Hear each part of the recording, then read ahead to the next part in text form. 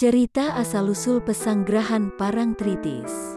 Pesanggerahan Parangtritis berada di pesisir pantai Laut Selatan, pojok tenggara Desa Mancingan, Kelurahan Grogol, Onder Distrik Kretek, Distrik Kabonongan.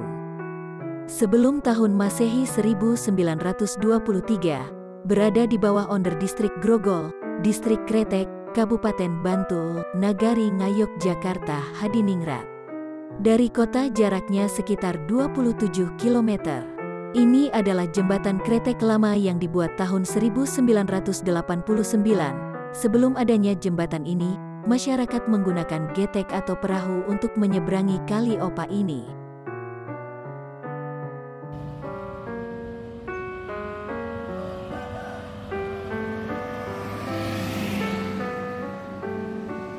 Ini adalah Terminal Parangtritis. Lokasinya berada di depan pintu masuk pantai Parangtritis.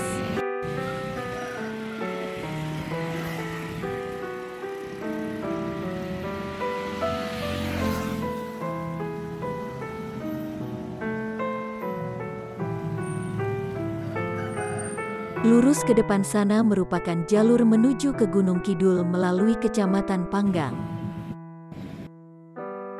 Di depan Terminal Parangtritis, terdapat Monumen Perjuangan Panglima Besar Jenderal Sudirman.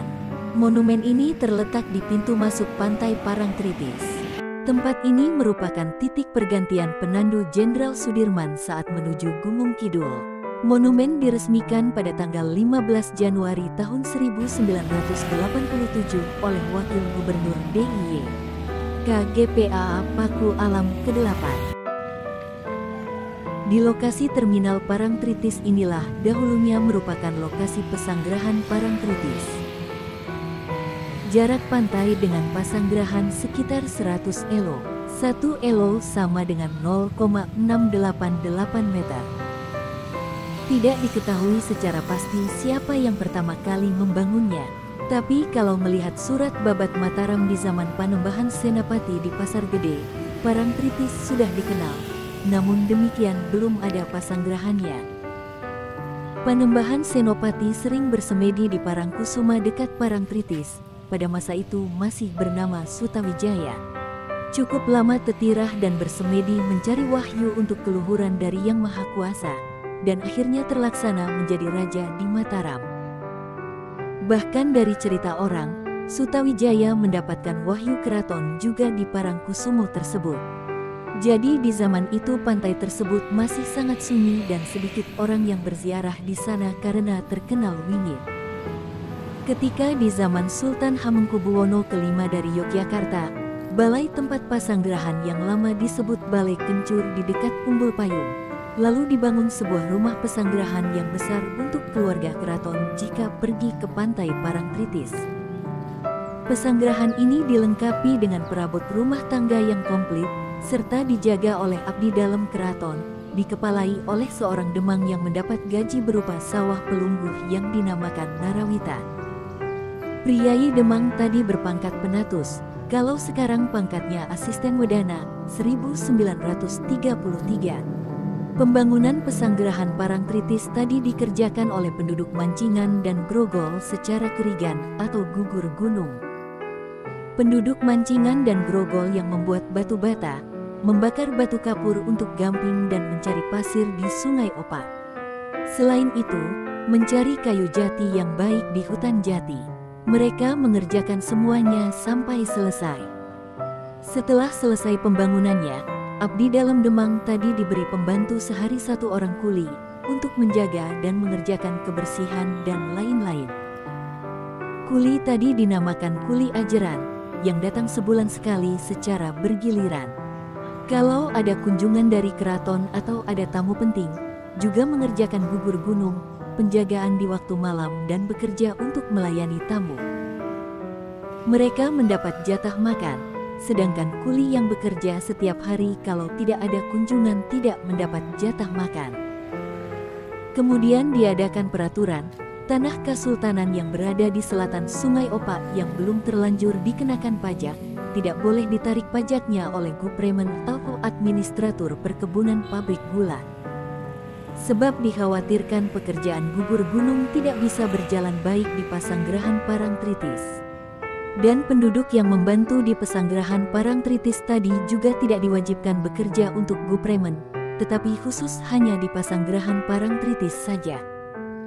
Di zaman Sultan HB7, sebelum beliau menjadi sultan, sering datang ke Parangtritis, bahkan pernah sampai 30 hari. Setelah Sultan HB7 naik tahta sampai dengan surut dalam atau wafat, tidak pernah lagi datang di Pasanggerahan Parangtritis.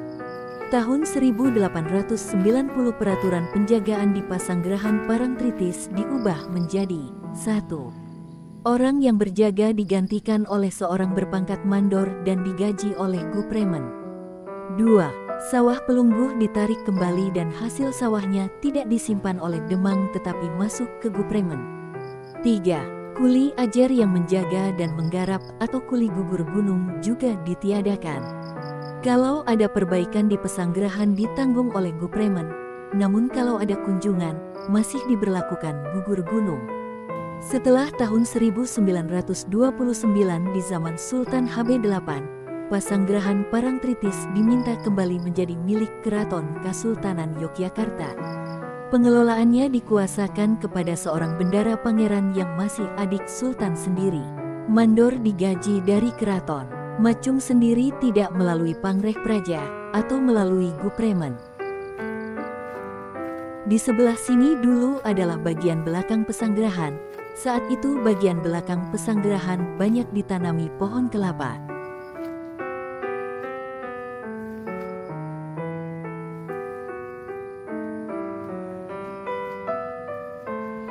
Tidak diketahui apa fungsi dari bangunan ini. Sepertinya ini merupakan bangunan baru. Di bagian belakang Pasanggerahan terdapat tebing dari sebuah bukit. Tebing inilah yang menjadi saksi bisu bahwa dulu di lokasi ini terdapat Pasanggerahan Parangtritis. Tidak diketahui kapan dan mengapa Pasanggerahan Parangtritis ini hilang. Yang jelas, saat ini tidak ditemukan jejak Pasanggerahannya dan sudah dialih fungsikan menjadi terminal Parangtritis.